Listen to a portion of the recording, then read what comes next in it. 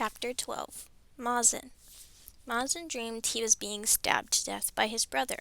He was in the palace diwan, and the room was empty of people save for Omar, who stalked toward him with a black knife. Mazen held up his hands. He begged, he screamed, but there was no compassion in Omar's eyes, just a terrible, all-encompassing hatred. He stabbed Mazen in the throat, in the chest, again and again and again, and Mazen woke in a panic, heart tight and body trembling. The minute he opened his eyes, sunlight assaulted his senses. He shrank back with a groan. There was a voice and footsteps, and then hands leaning him back against the pillow. "Shh, Sayyidi, you are safe." It was a voice Mazen recognized. Karima?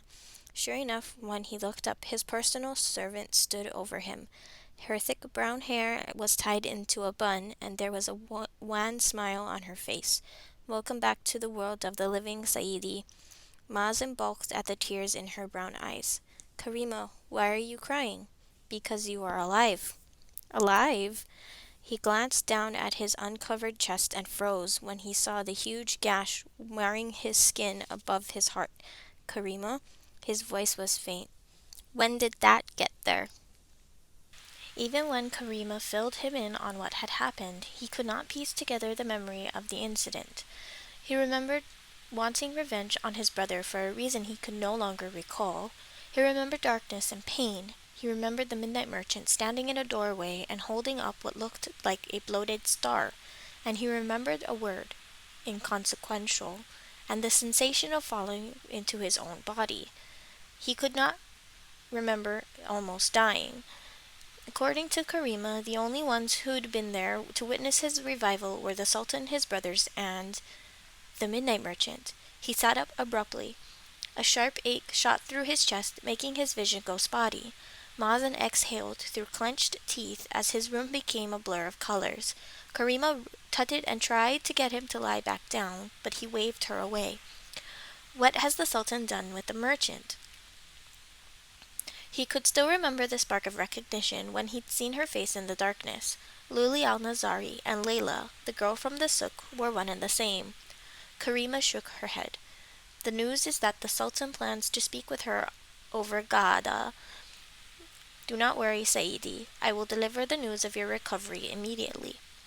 No, the midnight merchant had saved him twice, and now the Sultan was going to send her to her death. He would not allow it. Standing was an ordeal, but he forced himself to his feet. Sweat beaded his forehead, and he was breathing hard with exertion, but it was a small price to pay for movement. Slowly, painstakingly, he made his way over to his closets. "Sayyidi!" Karima set a steadying hand on his shoulder. "I do not understand. Why would you want to see the midnight merchant now? You can barely stand. If the Sultan finds out I let you leave your rooms, I'll tell him I pushed past you like a rogue camel." "But your wounds, already sealed. Why, I didn't even need stitches." Pain flickered through his chest when he laughed, and he had to take a deep breath to collect himself. Karima bit her lip. Then after a few moments' hesitation she began to assist him. She helped him pull a tunic over his head and carefully pin his mother's shawl, and once he was presentable she walked him to the doors and the guards outside. When the men protested Mazen's leaving, Mazen stood as tall as he could manage under the crippling pain and said, "I am going to see my father, even if I have to crawl my way to his diwan." The men relented, though they insisted on helping him down the stairs and through the corridors. Everywhere Mazen went, servants stared at him in shock and offered flustered greetings. The corridors had never seemed so long, the sun so bright. But then at last they were at the diwan doors. The guards outside eyed him warily. "Sayyidi," one of them said, "the diwan is changed. Please watch your footing." Mazen did not understand his meaning until he stepped inside. He nearly stopped breathing when he saw the plethora of green before him. Sage green leaves and chartreuse pathways of grass and emerald shafts of light that burst through the canopies of trees. Mazen stared at it all in wonder as he navigated his way through the vibrant underbrush. Surrounded by the hum of insects and the twittering banter of birds, he found it impossible to conceive of this place as the diwan. But then he saw the tile buried beneath the grass and the mosaicked walls hidden behind the vines and trees. If he had any doubts about what had transpired last night, they would have vanished then. Here was proof that a jinn had died in this room. He made his way into the Dewan slowly, carefully, stepping over roots and shrubs.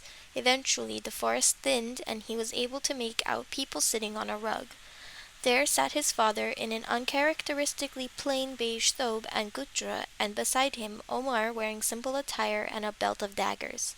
Hakim sat on the Sultan's other side, dressed almost entirely in white, the color of prayer, and sitting with her back to him, dressed in dark blue shawls, dusted white, was the midnight merchant.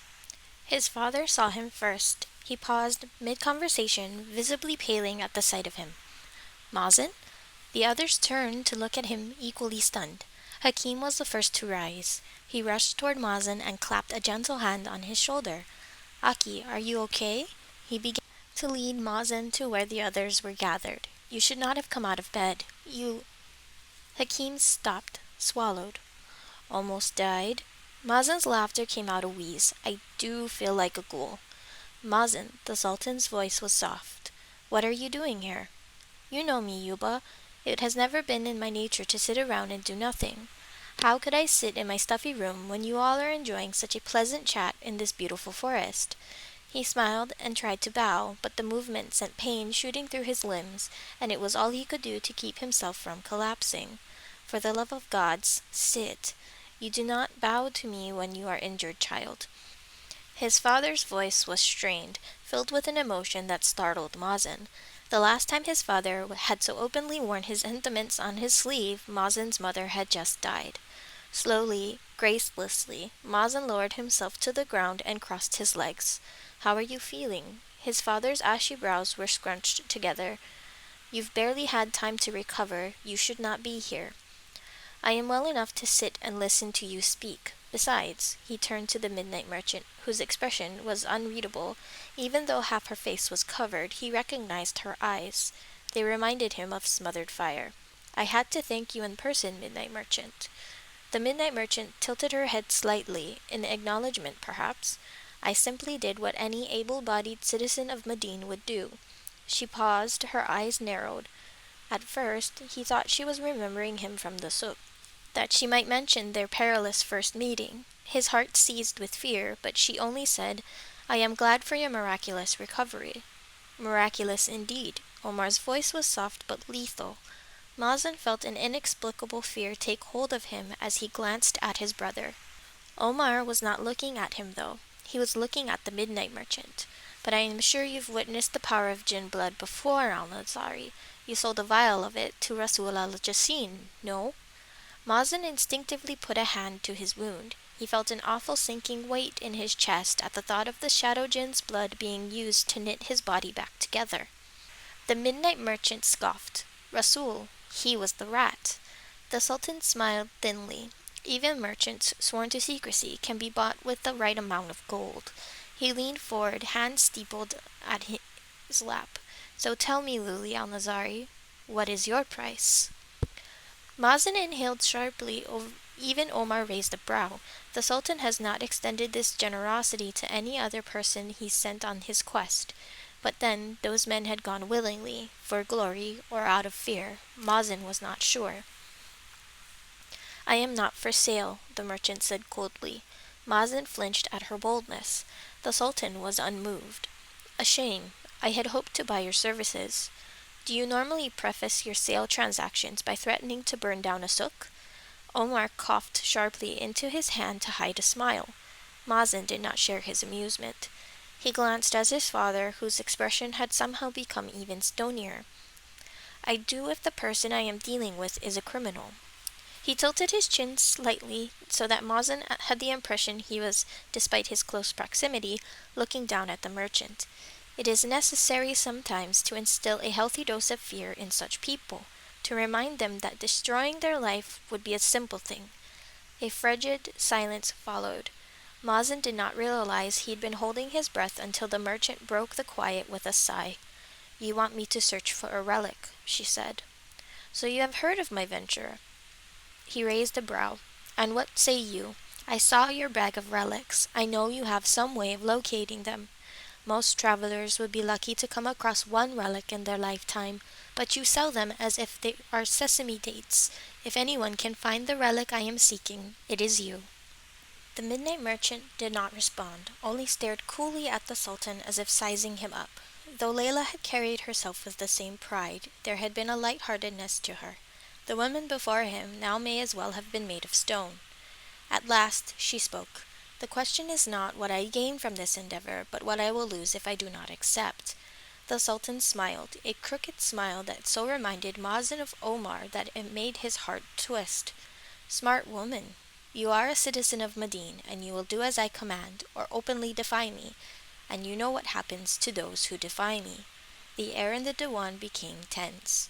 His father had always had a penchant for violence. He had softened after marrying Mazen's mother, but he was still the man who'd started the jinn hunts for her death and, before her arrival, killed a dozen of his wives without batting an eyelash. Before he'd handed the responsibility over to Omar, he'd been the first murderous king of the 40 thieves, leading his own companions on jinn hunting quests. Yes, his father was adept in the art of punishment. Mazen could never, would never, deny that truth, even when he tried to forget it. Being stripped of one's titles and exiled to the desert would be the mildest sentence the Sultan offered. At worst, he would seek vengeance, and no one could run from him then. He had men all over the desert. There was nowhere to hide. The Sultan spread his hands. "I am generous, however, and wish to pay you. Name a price. Any price. I can make you rich beyond your wildest dreams, Al-Nazari." "Yuba," Mazen said softly. The Sultan's harsh grimace faded when he glanced at him. Mazen cleared his throat and said, "What if this relic is impossible to find?" The Sultan scoffed. "Impossible is an excuse offered by failures. No, the relic exists, and I will find it." He looked at Luli. "You will find it." And she clenched her hands in her lap. "What is this impossible relic I am being forced to find?" On the Sultan's command, Hakim took out a map, the same one he had shown Rasul, and handed it to the Sultan. His father unrolled it, found the western sand sea, and tapped the sunken jinn city of Dahab. The merchant inhaled sharply. Long ago, the first Sultan buried an ancient relic in the western sand sea. It is the most powerful relic in the world, for it contains a living, breathing jinn, bound to the service of the one who finds it. There is a story passed down in our family, a legend that describes how the relic was created and where it was buried. It is a secret of the royal family, but I will share it with you now in the hope that it will convince you of the truth. His father had told this story many times now, but never the way Mazen's mother had. She had been a storyteller. Mazen was a storyteller, and it was always made him anxious to hear his father tell this version with only the barest details. "Yuba," he said softly, "please let me tell the tale." His father paused. The midnight merchant raised her brows. Mazen cringed at the looks on their faces. "The story is in the details, and I know all of them." An impromptu plan was forming in his mind. If he could not openly dissent, then maybe he could convince his father the same way his mother once had. The Sultan agreed, but only once Mazen refreshed himself with food and drink.